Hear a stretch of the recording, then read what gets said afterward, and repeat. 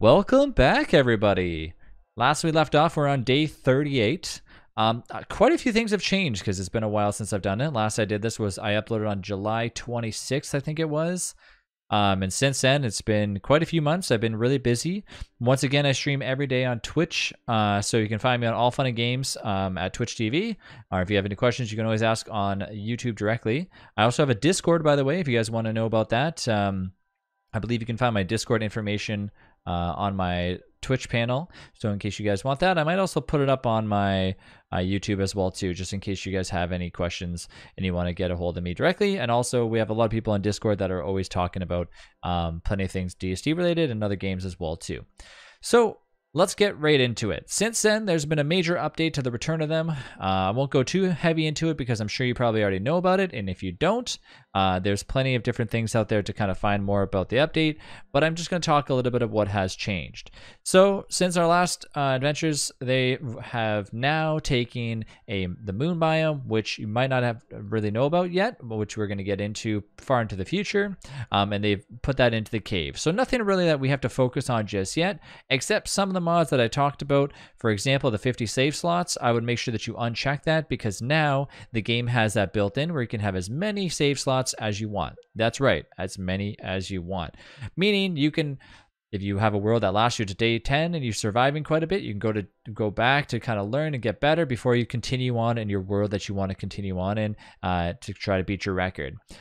Since then, a few other things have came out. Don't Starve Together Nautical HUD was another awesome mod that I would highly recommend trying out. It makes your everything inside the game look a lot nicer. But other than that, it doesn't really change much to the gameplay itself. Other than that, everything else has remained itself. And doesn't need to be changed for any of the mods that you guys have previously seen me play with.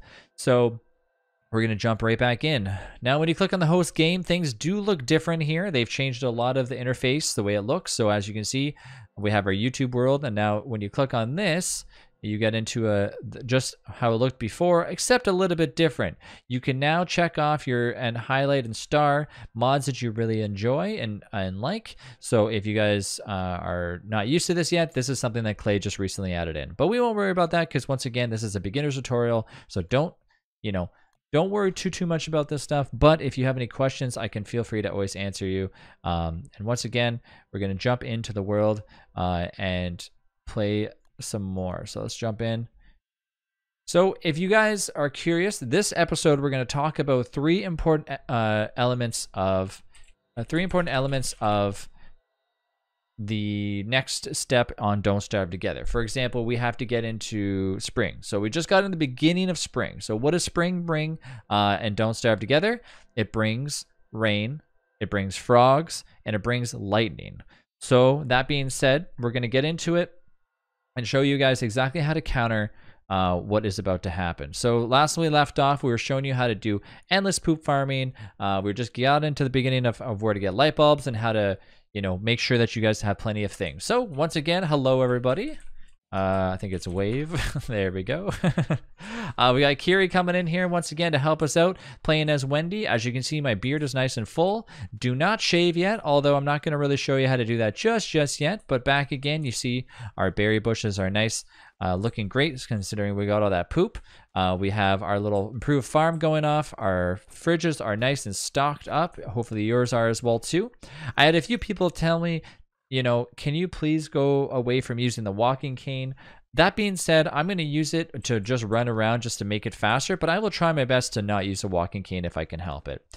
So looking through here, we already have our umbrella. Now, if you don't have an umbrella, that is okay. You don't necessarily need to have one. So we're going to get something different. We're going to get ourselves, we're going to try to get ourselves an umbrella. Obviously, pretty straightforward. I don't know if I need to really explain what an umbrella does, but you're going to need it come springtime if you don't have an umbrella, meaning that if you did not fight the deer clops, that's okay. You can let the deer clops live in your world. That's not a huge problem. I wouldn't recommend it, but if you did, let's show you what to do. So we're going to go under the survival tab and you're going to scroll down until you got to make sure that you have that leftover pig butt that you had before. We should have one. If you don't, make sure to go and repeat the thing that I showed you before about feeding 4 monster meat to the pig to convert it into a werepig. Once you kill it, you have a guaranteed pig skin and 2 pig meat that you get out of it. So 1 pig skin, 2 silk, and 1 twig can make you any umbrella that you want. I'll go with the classic skin just to make it look nice and nifty.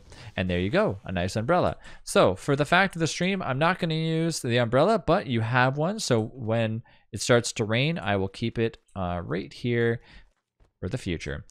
Once again, make sure that you have your lightning rod ready because it's already getting nice and full of thunder and lightning in the world of Don't Starve, so you're going to want to make sure you have that. Next, we have more manure, but what else do we need? We need more buckets of poop.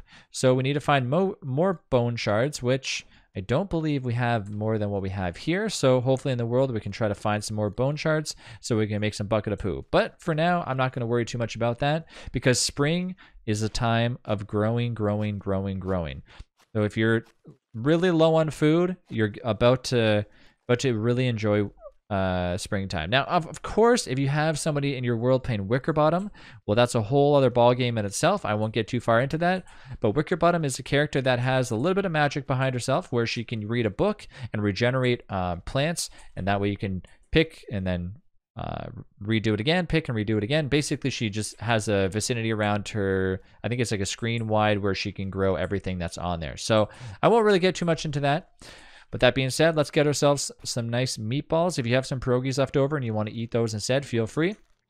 I always suggest if you have a few pierogies and they're about to spoil anyways, why not just keep them on you, right? I mean, you're traveling around, you get across a spider that you don't like or something like that, you might as well have some. A few things that we're going to need to keep on us is a few light bulbs, but I'm going to keep them inside the fridge just to keep them nice and fresh. Our miner hat's looking nice and you know, almost at 100% at this point. So we're going to prepare for frog rain. Now, not necessarily every year in springtime do you get frog rain and Don't Starve together. It's not guaranteed. Sometimes you can get 1 frog rain. Sometimes you can get 3. Yes, 3 frog rain. When frog rain begins to start in the world of Don't Starve together, it can be very troublesome. Almost to the point where it makes you kind of almost want to quit the game. So we don't want to obviously have that. So what do we need to counteract frog rain? Well, one thing we need is a ton of hound's teeth. Now, where do you get hound's teeth from? Well, looking around the map, let's see. Where can we get hound's teeth from? We can go over to this biome here, which is the desert. Now, we already went over there before. We killed a bunch of the hound mounds, and I don't know if we're going to be able to get any more, but we might as well travel over there and see if we can get a few. So maybe me and Kiri can go over there real quick and see if we can find some. But if you have a lot of hound's teeth, so far you're doing great. If we travel all the way over there and for some odd reason we can't get a lot of hound's teeth, there's another alternative route that we're going to take, and that's going to be going back to our traps. Now, why do you want to get this all prepared? Because when frog rain hits, it's not going to be fun.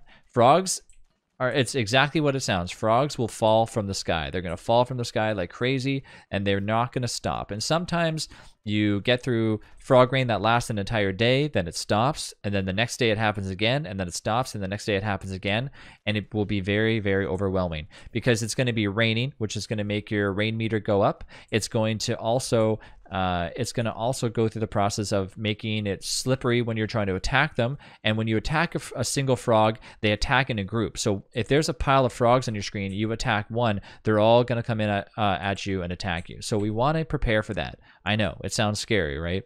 And it should be, because it's probably one of the most annoying creatures in the world of Don't Starve. I mean, there are other annoying creatures, but we won't talk too much about that. I'm actually going to put my pierogies back in here right now because I don't think I'm going to need them. I have a little bit of leftover stuff, and I want to keep them nice and fresh just in case we do encounter them. And instead, I'm going to make myself a nice meatball, as I always do.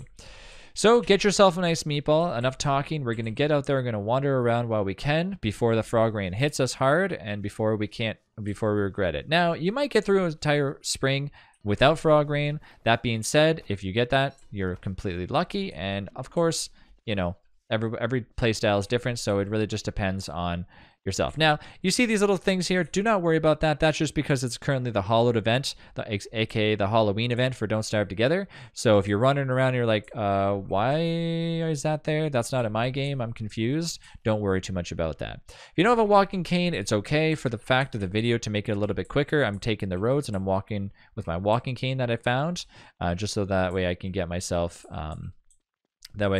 there quicker. And also Kiri has one too.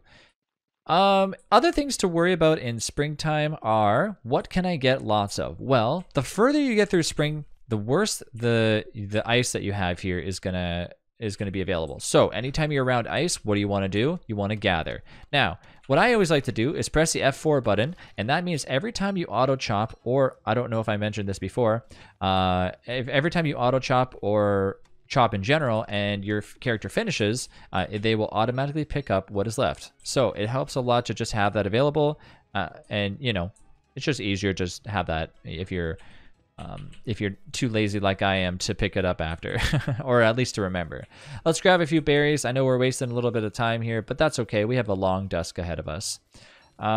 Remember, if you have ice in your inventory, it will spoil in your inventory, but that doesn't mean that it'll spoil inside the fridge. In the fridge, it'll last forever. That's right, forever.